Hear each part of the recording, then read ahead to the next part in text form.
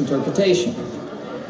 So it's not really a wild leap of the imagination to jump to the conclusion that that's about something other than surgery or hospitals, neither of which are mentioned in the song. No, it's not a wild jump, and I think what I said at one part was that songs allow a person to put their own imagination, experiences, and dreams into the lyrics.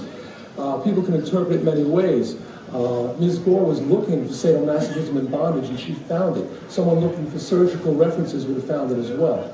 I got this glint in my eye whenever I'm performing, which keeps people off balance where they're asking, is he or isn't he serious about this? Those people have obviously never seen that glint. I mean, how can any grown man walk around with a 12-inch saw blade between his legs and take that seriously?